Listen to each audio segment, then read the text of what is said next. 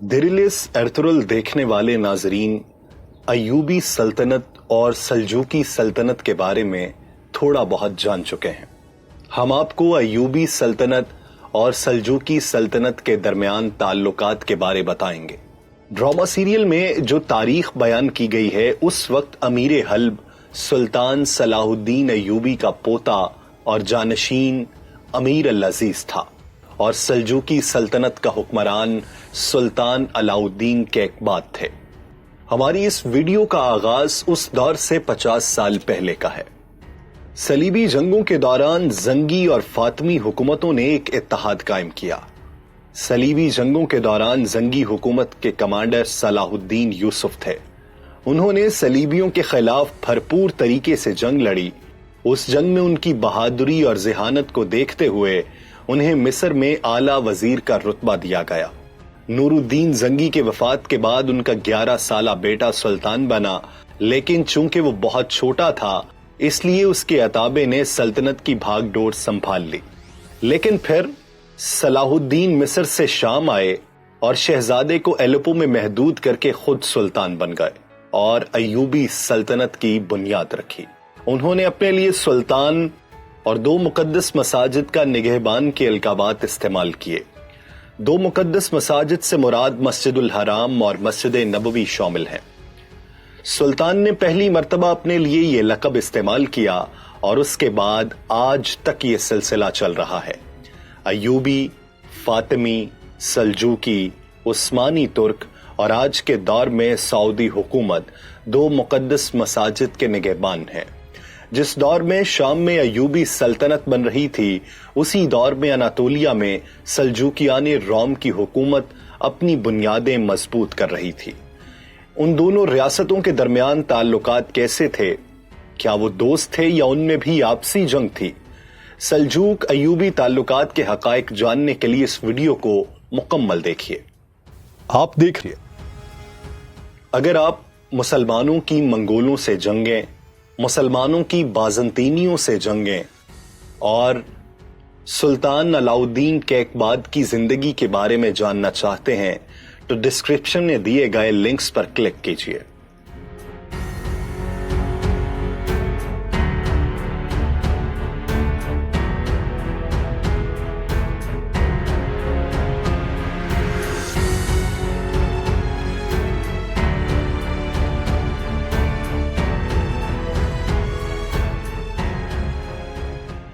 नाज़रीन, 1171 में सुल्तान सलाहुद्दीन अय्यूबी ने फातिमी हुकूमत का खात्मा कर दिया।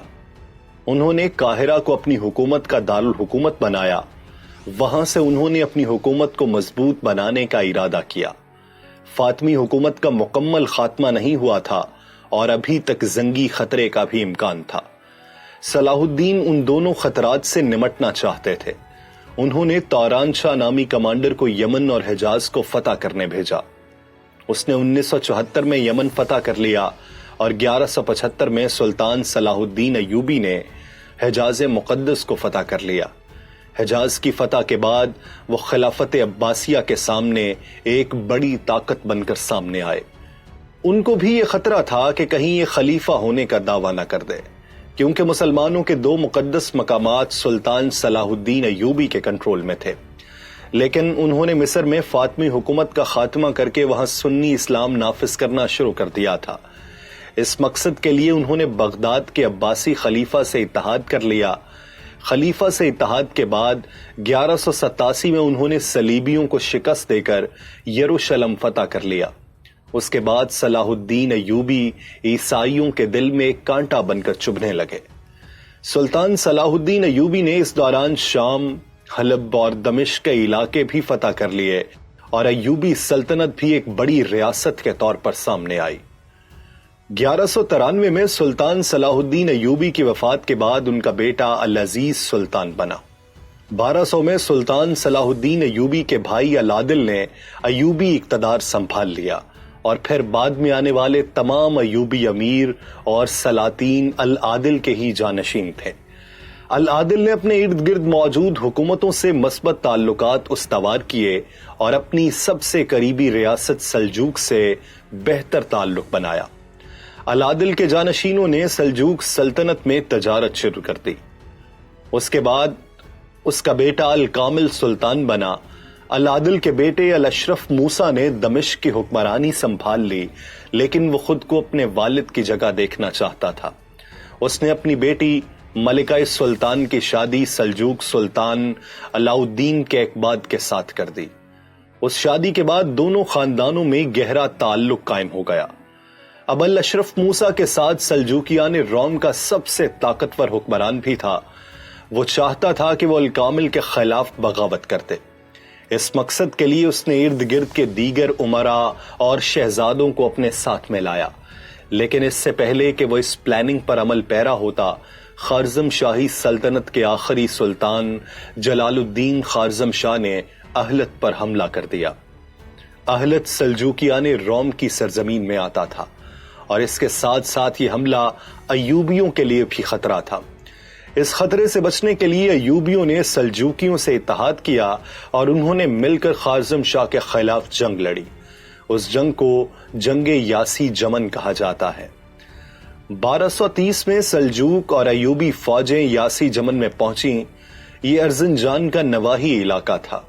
خوارزم شاہ نے کوشش تو کی کہ وہ ان کا اتحاد نہ ہونے دے، لیکن وہ اس میں ناکام رہا اور یہ فوج اس کے سر پر پہنچ گئی۔